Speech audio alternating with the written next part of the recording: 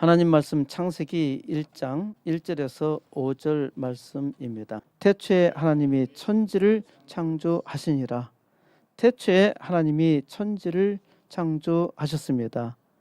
태초라는 말은 맨 처음을 말하죠. 영어로는 in the beginning, 시작에, 한글로는 처음에, 한자로는 시작에 라는 말로 나타낼 수 있겠습니다. 맨 처음 시작, 하나님이 천지를 창조하셨다는 말씀입니다. 태초에 하나님이 천지를 창조하시니라. 이는 세상 우주 모든 존재의 대전제입니다. 천지 창조 없이는 아무것도 있을 수 없기 때문이지요. 저도 없고 여러분도 없습니다.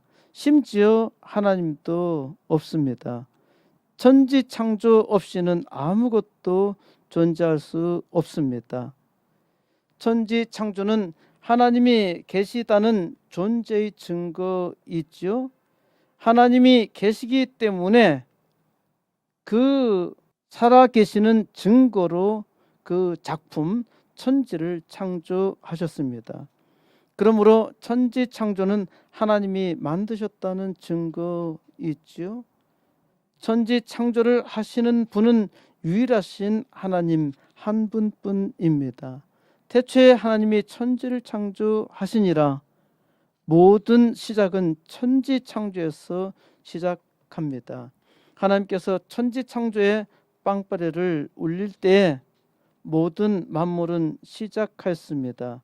만물이 천지 창조에서 시작하였기에 모든 역사는 천지 창조의 유물이지요.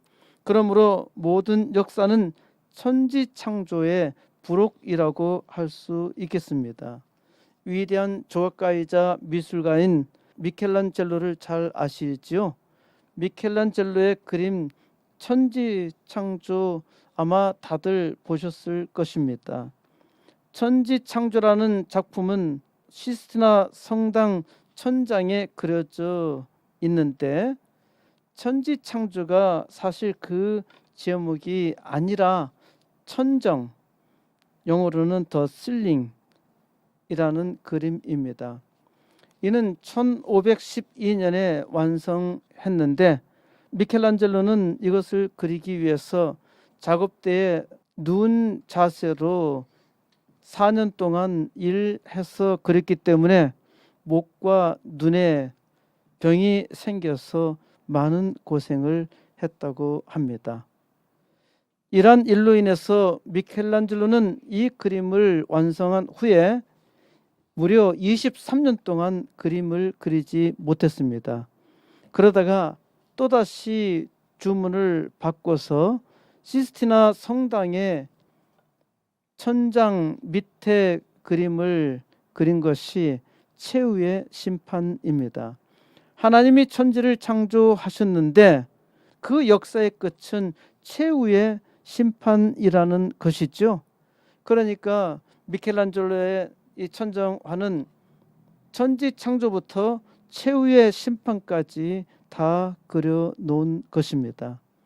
하나님께서 천지를 창조하셨는데 어찌해서 하나님께서 천지를 심판으로 끝내야 하셨을까요? 이 역사적 현장에 인간이 입장했습니다. 역사는 사람의 활동이죠. 사람이 역사를 만들었고 역사를 기록했습니다.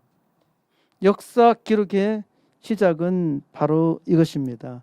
태초에 하나님이 천지를 창조하시니라. 이 말씀만이 참된 진리입니다. 이 말씀이 우주 존재의 정답, 정확한 답입니다. 사람만이 하나님이 만드신 천지 만물을 감상할 수 있습니다. 그래서 사람은 우주를 보며 감탄하지요. 짐승 중에 우주 만물을 보며 감탄하는 짐승은 하나도 없는데 사람만이 우주 만물을 보며 감탄하고 바로 그 감탄이 찬양입니다. 그야말로 우주는 놀람입니다. 놀람은 철학적 용어로 경이라고 하는데 경이는 영어로는 원더라고 하지요. 순 우리말로는 놀람입니다. 그러니까 경이는 철학적 용어가 아니라 한자어입니다. 철학자들이 놀람을 경이라는 용어로 말했을 뿐이죠. 사람은 하늘에 있는 태양을 보며 놀랍니다. 태양이 변함도 없고 아주 강렬하게 내리쬐지요. 그래서 어떤 사람은 거대한 태양을 보며 그것이 신이라 생각하며 믿기도 하지요. 어떤 사람은 달을 보며 그 변화하는 모습에 놀랍니다. 그래서 달을 신이라 생각하며 믿는 사람도 참으로 많습니다. 바울이 에베소에 복음을 전하러 갔을 때 에베소 사람들이 우상을 숭배한다고 했는데 에베소 사람들이 이 말을 듣고 일어나 분노가 가득하여서 에베소의 여신 아르테미스여 라고 외쳤습니다. 우리말 성경에는 아데미라 나오죠. 아르테미스는 달의 여신이며 로마 신화에서 아르테미스는 다이아나라고 합니다. 다이아나라는 이름은 영국의 황태자비 이름이었기 때문에 여러분의 귀에 아주 익숙한 이름 있지요. 다이아나 곧 아르테미스 신전은 주전 2세기경에 그리스 시인 안티파트로스가 자기의 시에서 세계 7대 불가사의 중에 하나로 노래했습니다. 불가사의는 사람이 생각할 수 없는 일이라는 뜻인데 이를 영어로 표현하면은 원더, 놀람이지요. 그러니까 이 아르테미스, 에베소에 있는 아르테미스 신전이 당시에 상당히 놀랄 만한 건축물이었다는 것이죠. 어떤 이들은 밤하늘의 별을 보며 달의 여신 아르테미스의 연인인 사냥꾼 오리온이 거기에 있다고 해서 오리온 자리라고 했는데 오리온은 결혼을 약속했지만은 이루어질 수 없는 슬픈 사랑이었습니다. 신화에 따르면은 태양신 아폴론이 쌍둥이 동생 아르테미스가 인간 오리온을 사랑한다는 것에 반대해서 오리온에게 황금색 빛을 씌우고 자기 동생 아르테미스가 활쏘기를 자랑하는데 너 저거 맞출 수 없지 라고 놀리자 아르테미스가 화살을 당겨서 명중시켰는데 아뿔싸 자기 연인 오리온을 죽였던 것입니다. 그래서 아르테미스는 슬퍼하다가 제우스에게 부탁을 했는데 제우스는 달빛 속에서도 아주 잘 볼 수 있는 제일 밝은 별로 만들어 주었다고 합니다. 저는 오리온 별자리를 잘 모릅니다. 우리에게 오리온이 유명한 것은 초코파이 때문이죠. 오리온은 오줌을 뜻하는 그리스어 오리아, 영어로는 유레아라고 하죠. 요소라고 합니다. 오리온은 북반구 중위도 지방, 그러니까 우리나라에서 볼 수 있는 15개의 1등성 별이 있는데 그 중에 2개가 있고 그리고 50개 남짓한 2등성 별 중에 무려 5개, 그래서 7개로 구성하고 있는데 1등성 2개, 2등성 5개로 구성되어 있다는 거죠. 그러니까 밤하늘에서 볼 수 있는 별자리 중에서 가장 밝아서 아주 잘 보인다는데 저는 소경인지 잘 보이지 않습니다. 오리온 자리는 우리나라 장고 아시죠? 장고처럼 생겨서 우리나라에서는 장고별이라고 불렀다는데 7개의 별이 마치 찌그러진 국자처럼 보일 수 있기 때문에 7개 하면은 북두칠성이 생각나죠. 그래서 북두칠성으로 오인하는데요. 북두칠성은 북쪽에 있으니까 북두칠성이 있죠. 오리온은 남쪽에서 보인다고 합니다. 별 볼 일이 없겠지만은 오늘 오리온 별 한번 보세요. 이처럼 별들을 신으로 생각하는 사람도 많고 별을 보며 운명을 점치는 사람들이 많은데 특히 점성술이 바빌론 제국에서 발달했는데 당시 대학 공부였습니다. 많은 사람들은 우주를 바라보며 신으로 숭배했어요. 우주는 하나님이 만드신 피조물인데 사람들은 어리석게도 그 피조물을 신으로 섬기고 있는 것입니다. 태초에 하나님이 천지를 창조하시니라. 사람은 우주를 바라보며 나름대로 해석하죠. 저 별은 나의 별, 저 별은 너의 별 하면서 나름대로 그 별에다가 의미를 붙입니다. 요즘에는 별을 발견하는 사람도 많은데 별 이름 다 붙이기도 힘드니까 별에다가 번호를 붙여서 부르지요. 어쨌든 하나님을 믿지 않는 사람은 하나님이 우주를 창조하셨다는 사실에 반대합니다. 우주는 우연이라고 합니다. 우주는 하나님이 만드신 것이 아니라 우연히 생겼다는 것입니다. 이를 과학이라고 하지요. 과학은 하나님 없이 해석해야 한다고 주장합니다. 이러한 과학적 전제는 근본적으로 오류입니다. 왜 그럴까요? 과학은 가치 중립적이어야 하고 진리를 구명해야 합니다. 만일 하나님이 계시다면은 당연히 하나님을 말해야 하는데 무조건 하나님을 말하지 말라고 하니까 가치 중립적이라고 할 수 없지요. 이는 마치 아버지 없이 가정을 말하자라고 말하는 것과 같습니다. 하나님을 말하지 않는 것이 중립이 아니라 편파적이죠. 사람들은 과학을 진리라고 생각하는데 과학은 부분적으로 참입니다. 과학은 관찰에서 시작하죠. 과학은 그 관찰에서 공통적인 법칙을 찾는데 이를 귀납법적이라고 합니다. 과학은 실험적으로 관찰해서 얻었기 때문에 진리라고 생각합니다. 하나 더하기 하나는 둘이다 라는 것이 과학적 상식이라 생각하는데 하나 더하기 하나가 둘이 아니라 하나일 때도 있습니다. 그리고 하나 더하기 하나를 그냥 놔두고 보면은 11이죠. 그런데 이러한 관찰은 무시하는데 1 더하기 1이 1이라고 하는 것도 과학적으로 확실하게 입증할 수 있는 사실입니다. 과학에서 이론이라고 할 때 이는 확실하게 검증되지 않는 것이죠. 대표적인 이론이 진화론입니다. 진화론은 하나님을 무조건 반대합니다. 그러므로 반대를 전제한 이러한 과학은 과학이 아니라 사이비입니다. 이는 영적으로 보면은 마귀가 대적하는 것입니다. 마귀는 무엇이든 사람을 속이는데 사이비 과학은 아주 좋은 도구이지요. 태초에 하나님이 천지를 창조하시니라. 하나님은 완전한 무에서 천지를 한 방에 창조하셨습니다.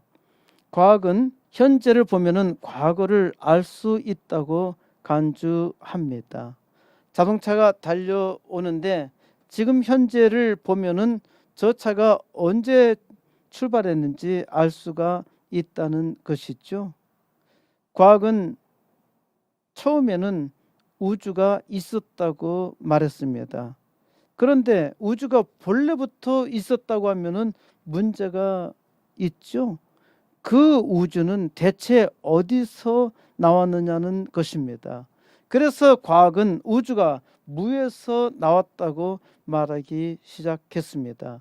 그런데 어떻게 무에서 이 거대한 우주가 시작했냐는 것입니다. 무에서 나왔다고 가정하니까 과학은 아주 작은 입자, 원자보다 더 작은 입자, 가장 작은 물질의 단위가 원자죠. 그 원자보다 더 작은 소립자는 어떤 특성을 가진 물질이 아닙니다. 화학적 단위에서는 원자가 가장 작은 단위인데 원자보다 훨씬 더 작은 입자에서 갑자기 터졌다는 것입니다.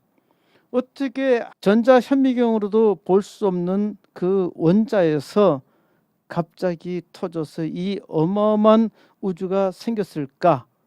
그 가정을 만들자고 하니까 이 어마어마한 고밀도 물질이 그 작은 입자 안에 농축되어 있었고 이것이 갑자기 터져서 우주가 시작되었다는 말입니다. 이거 완전히 뻥이죠. 그래서 빅뻥, 영어로 빅뱅이라고 하는데 뱅 하는 것은 이 뻥하는 것에 대한 의성어입니다. 이걸 빅뱅 이론이라고 하는데 과학자들은 이러한 빅뱅 이론을 믿고 있습니다. 이 빅뱅 이론으로 노벨상을 받은 사람들이 여럿 있는데 그야말로 진리가 아니라 참이 아니라 이론으로 받은 것이죠. 그래서 계속적으로 그 진화론의 증거를 찾고자 애를 쓰고 있는데 그 증거는 도무지 찾을 수가 없죠. 없는데 어떻게 찾겠습니까? 태초에 하나님이 천지를 창조하시니라. 하나님이 천지를 창조하셨다는 이 말씀을 읽는 순간 저에게는 아주 놀라운 일이 일어났습니다. 저는 본래 하나님을 믿지 않을 뿐더러 교회를 싫어하고 또 하나님에 대해서 반대했는데 이 말씀으로 인해서 믿음이 일어나기 시작한 것입니다. 제가 제 지혜로 이 말씀을 깨달았을까요? 태초에 하나님이 천지를 창조하시니라. 제가 쓴 전도 편지 맨 첫 번째 제목도 바로 태초에 하나님이 천지를 창조하시니라.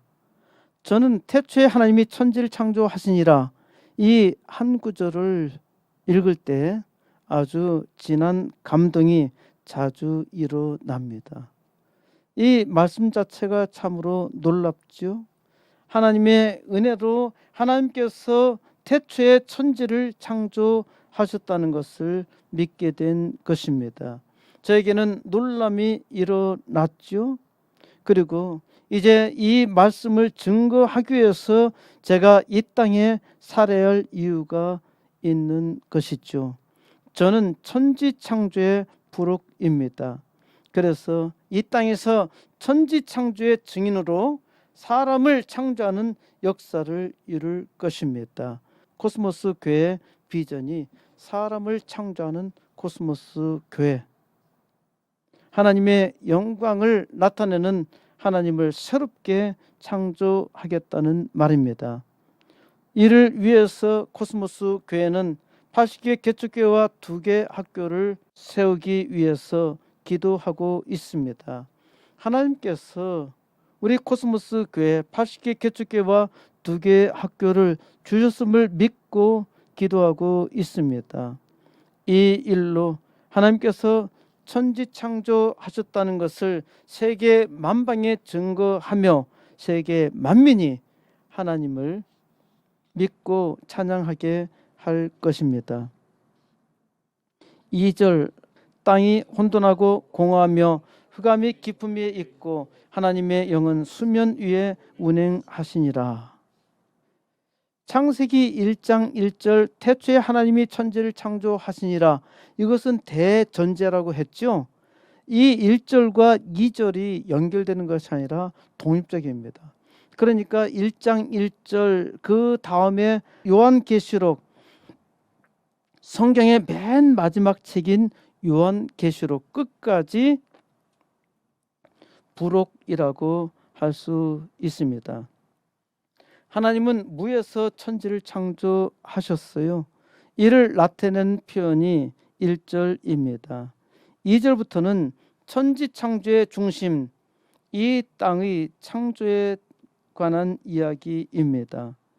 하나님께서 광활한 우주를 어떻게 창조하셨는가, 그 말씀을 하실 필요가 없어요. 멀리 떨어져 있는 별에 대해서 이야기하는 것이 무슨 의미가 있겠습니까? 우리가 살고 있는 이 땅에서 하나님께서 말씀하십니다. 우주의 중심은 지구입니다. 지금 진화론자들은 우주의 중심이 지구가 아니래요. 그러면 어디가 중심일까? 자기가 말하고 이야기하는 것은 모두 다 자기가 중심이 있죠. 우리가 대한민국에 살고 있고 또 이 지구촌에 살고 있습니다마는 그 중심은 내가 그 중심이 있죠. 아까 하나님의 창조가 없으면은 나도 없고 너도 없다 라는 말씀을 드렸습니다마는 내가 없으면은 이 지구는 아무 의미가 없는 것입니다. 내가 세상을 떠나면은 더 이상 의미가 없어요. 내가 이 땅 여기에 있기 때문에 삶의 의미가 있는 것이고, 여기 내 삶의 자리에서 주어진 사명이 내게 있다고 확신하기 때문에 내 삶이 즐겁고 복되며 감사한 것입니다. 그러니까 우주의 중심은 지구입니다. 그리고 우주는 땅의 장식품입니다. 우주가 땅의 장식품이라니 땅이 우주의 부속이 아닌가요? 진화론자들은 우주가 주체이고 땅은 우주의 부속품이라 생각합니다. 이러한 땅을 부속품이라고 생각하니까 이 부속품이 하나만 있는 것이 아니라, 땅이 하나만 있는 것이 아니라 많이 있다고 생각합니다. 나사가 딱 하나만 있는 것이 아니라 나사가 무수히 많다는 것입니다. 이는 진리가 아니라 나사 빠진 나사가 하는 말입니다. 눈치채셨나요? 뒤에 말하는 나사는 미 항공우주국 나사 NASA를 말합니다. 나사에서 가장 큰 관심사는 물의 발견입니다. 왜 나사가 물의 발견에 가장 큰 관심을 가지고 있을까요? 물이 있으면 생명체가 있다는 것입니다. 이 또한 아주 잘못된 전제입니다. 물이 있다 해도 생명체는 없습니다. 그러나 그 역은 성립합니다. 생명체가 있으면 반드시 물이 있죠.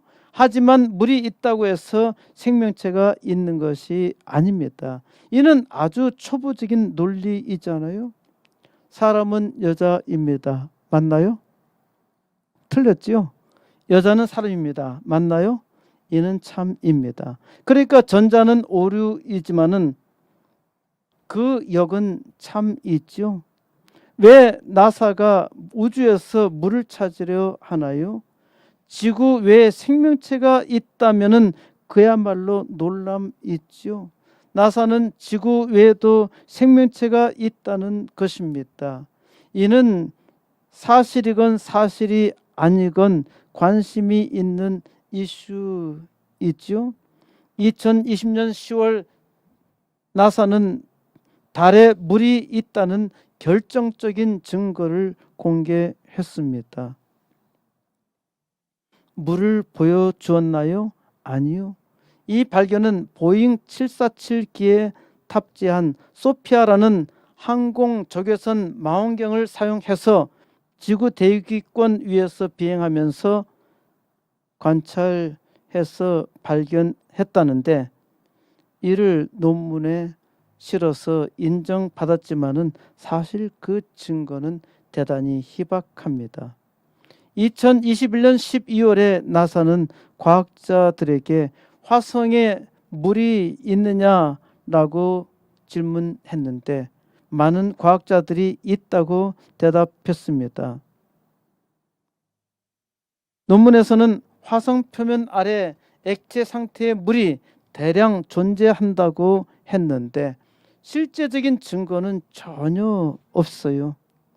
지구와 같은 행성을 발견했다는 뉴스가 아주 자주 나오죠. 이는 다 거짓말이라고 보셔도 무방합니다. 왜 거짓말할까? 사람들은 거짓말을 참 잘합니다. 거짓말을 한 번도 안 한 사람들은 아마도 없을 거예요. 그런데 과학자들이 거짓말 하나요? 많이 합니다. 때로는 소행성이 지구로 돌진하고 있다. 저게 부딪히면은 그 폭발력이 어마어마해서 원자폭탄의 100배다, 1000배다 이런 얘기를 많이 하지만은 한 번도 그런 일은 일어나지 않았습니다. 혹 그러다가 재수있게 부딪혀가지고 원자폭탄의 100배의 폭발력이 나타난다면은 그 사람은 노벨상을 받겠죠. 예언을 잘 했기 때문에요. 그건 점쟁이에게 노벨상을 주는 것과 다를 바가 없습니다. 땅이 혼돈하고 공허하며 흑암이 깊음 위에 있고 라고 했는데 이건 사실 해석하기가 대단히 어렵습니다. 억지로 풀다가 망할 수도 있으니까 성경 말씀 그냥 그대로 읽으면 됩니다. 우리가 그래도 생각해 볼 수 있는 것은 땅은 혼돈하고 이는 혼돈은 무질서, 카오스라고 하죠.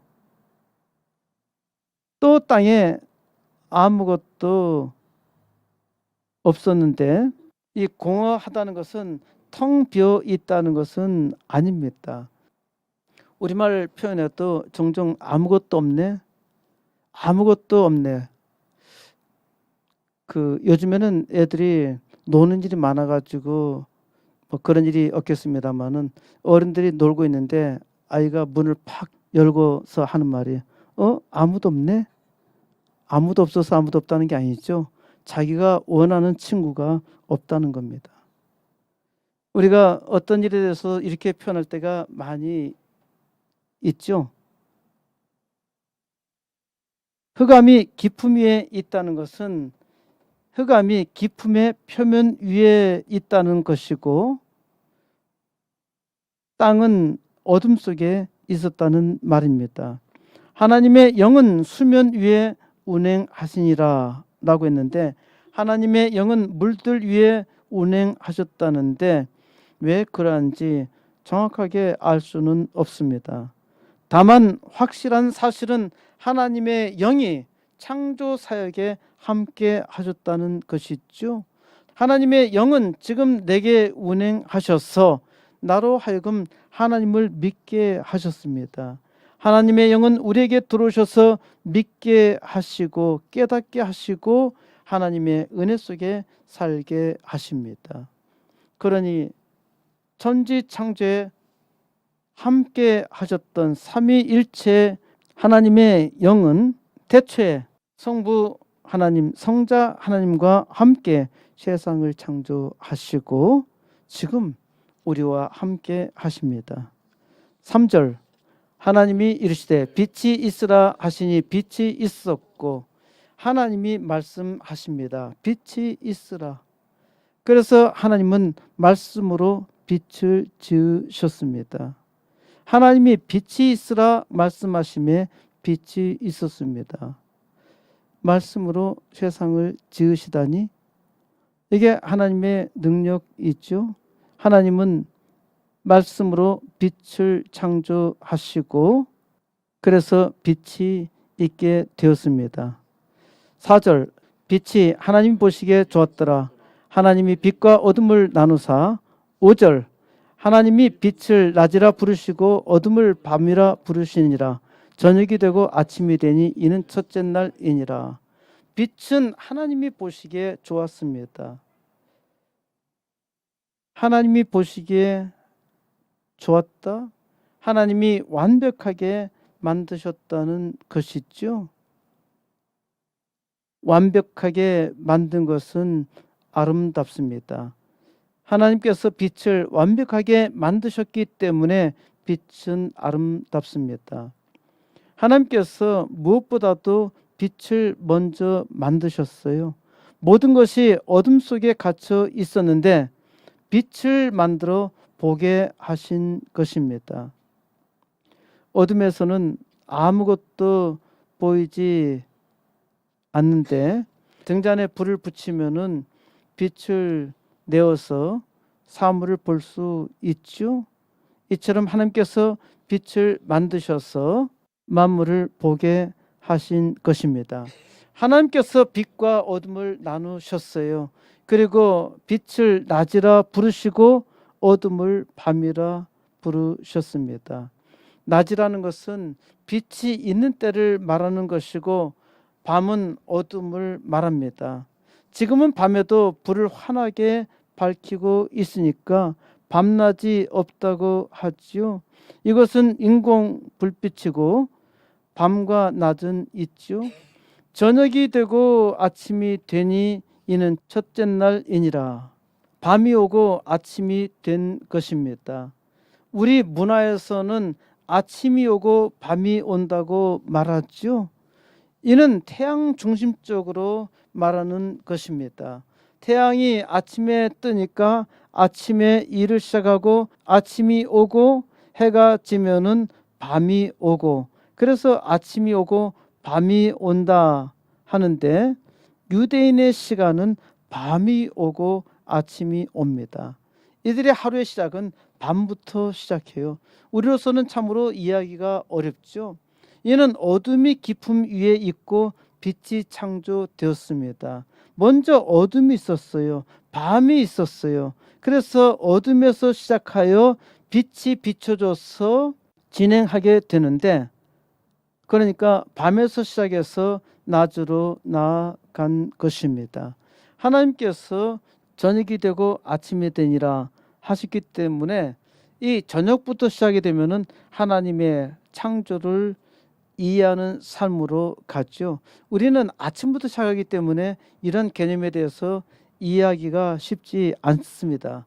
이 거꾸로 살아가는 것과 같아서 이런 마음 생태를 이해하기가 어려운데 하나님께서 창조한 질서대로 우리가 또 살아가면은 아마 이 하나님의 창조를 더욱더 잘 느낄 수 있으리라 생각합니다. 빛을 창조하신 하나님이 빛으로 오셨어요. 왜 하나님이 빛으로 오셨나요? 사람들이 여전히 어둠에 있었기 때문입니다. 성자 하나님 예수님은 빛으로 오셨습니다. 우리가 죄악으로 어둠에 살아갈 때 예수님께서 우리에게 오셔서 빛을 비추신 것입니다. 요한복음 1장 9절에서 참빛 곧 세상에 와서 각 사람에게 비추는 빛이 있었나니 그가 세상에 계셨으며 세상은 그로 말미암아 지은 바 되었으며 세상이 그를 알지 못하였고 예수님께서 빛을 만드셨고 빛으로 세상에 오셨어요. 그런데 세상에 빛으로 오셨는데 세상은 그를 알지 못하였습니다.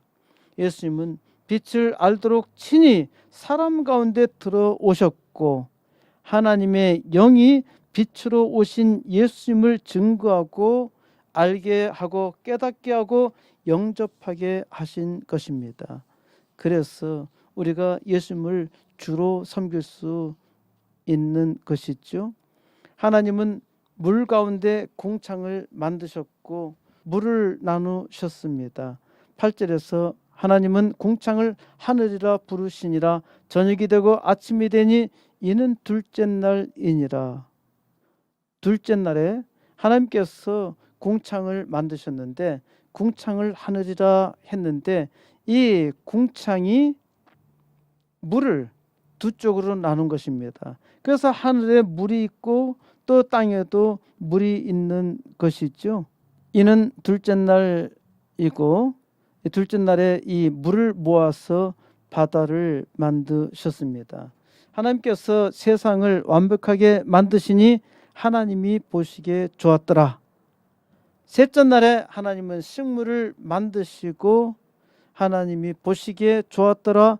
넷째 날에는 광명체를 만드시고 하나님은 보시기 좋았더라. 다섯째 날은 동물을 만드시고 보시기에 좋았더라. 마지막 6일은 사람을 만드셨습니다. 사람을 만드시고 하나님이 사람에게 복을 주셨어요. 천지 창조의 역사를 지구 연대기에 맞춰서 해석하려는 사람이 많습니다. 하지만 아무도 적절하게 설명한 사람은 없어요. 그 해석하고자 하는 노력은 칭찬해야 하겠지만은 사람이 자기의 지혜로는 깨달을 수 없습니다. 하나님께서 세상을 창조하셨다는 사실과 하나님께서 사람에게 특별히 복을 주셨다는 사실을 깨닫는 것이 중요합니다. 천지 만물은 하나님께서 만드셨어. 이 사실을 알면 되지 어떻게 만드셨을까 상세하게 알며 지식적으로 연구할 필요는 없는 것이죠. 내가 이 땅에 어떻게 살아가느냐 하는 것이 더 중요하단 말입니다. 하나님께서 복을 주셨는데 세상에 복되게 살아가는 것이 중요한 일이죠. 태초에 하나님이 천지를 창조하시니라. 하나님께서 왜 천지를 창조하셨나요? 첫 번째 이유는 하나님이 존재하신다는 것입니다. 하나님이 계시기에 천지를 만드셨지요. 여러분들이 살아있다는 증거는 무엇입니까? 여러분은 무언가 하고 있죠. 무언가 하고 있다는 것은 내가 살아있다는 것이죠. 내가 살아있어도 아무것도 안 해. 이거는 산자 같으나 죽은 자와 방불한 것입니다. 하나님이 계시기 때문에 그 계시는 증거로 하나님이 천지를 창조한 것이죠. 둘째는 천지 창조를 통해서 하나님을 나타내십니다. 하나님의 이 천지 창조를 통해서 하나님 자신을 증거하고 있습니다. 사람들은 천지 창조의 위대한 작품을 보고 감탄하며 그 영광을 찬송하죠. 사람 스스로는 천지를 만드신 하나님을 잘 알지 못하니까 하나님 만드신 천지를 우상으로 만들어 섬기는 거죠. 이런 사람들에게 빛을 비추기 위해서 예수님께서 오셨고 이를 알게 하셔서 우리는 하나님께서 천지를 만드시고 나를 창조하셨다는 것을 고백하며 그 영광 나타내는 삶을 살고자 합니다. 하나님께서 그 영광을 나타내시려고 사람을 창조하셨어요. 그러면은 사람은 하나님의 창조하신 대로 살아야 하지요. 하나님의 영광을 나타내는 삶을 살아야 합니다. 하나님이 천지를 창조하셨다는 사실은 모든 피조물들은 다 알고 있어요. 이를 아는 것이 중요한 것은 아닙니다. 어떻게 피조물들이 하나님이 천지 창조하셨다는 사실을 안다고 말할 수 있나요? 모든 피조물은 그 만드신 대로 본능적으로 순종하여서 하나님의 영광을 나타냅니다. 태양은 1.1획의 오차도 없이 계속 저 자리를 돌고 있죠. 다만 사람만이 반역했습니다. 사람만이 하나님을 알지 못할 뿐더러 하나님을 대적하고 있어요. 그런데 이런 원수 같은 나를 사랑하시고 하나님을 알게 하셨어요. 그러면은 어떻게 해야 하나요? 태초에 하나님이 천지를 창조하시니라. 태초에 하나님이 천지를 창조하셨는데 천지를 창조하신 하나님이 지금 말씀하십니다. 하나님께서 창조하신 사실을 알게 하셨는데 이 창조의 사실을 세상에 증거하라고 하시죠. 이것이 사람에게 주어진 사명입니다. 세상은 하나님을 대적합니다. 하나님께서는 자기가 택하신 백성을 통해서 하나님의 창조를 나타내시며 그 영광을 선포하게 하셨습니다. 하나님은 천지 창조를 믿는 그의 백성으로 어둠의 세상을 고치게 하셨어요. 그래서 예수님께서 빛으로 오셔서 우리로 빛의 자녀 되게 하셨고 우리로 하여금 빛의 자녀로 살게 하셨죠. 이 어둠의 세상을 비추게 하셨단 말입니다. 그러므로 이제 우리가 창조의 역사를 이루어야 하죠. 이 창조의 역사를 이루는 것이 우리가 이 땅에 살아야 할 이유입니다. 우리의 사명은 예수의 이름으로 이제 빛의 역사 곧 부흥을 이루어야 합니다. 하나님께서 특별히 이 일을 위해서 코스모스 교회 80개 개척교회와 2개 학교 세우는 비전을 주셨고 기도하게 하셨습니다. 이제 하나님의 창조를 믿는 백성들의 기도를 통해서 하나님께서 친히 그 능력으로 역사하시사 어둠의 세상을 밝히는 빛의 역사, 온 땅 부흥의 역사 시작하시기를 우리 주 예수 그리스도의 이름으로 간절히 축원드립니다.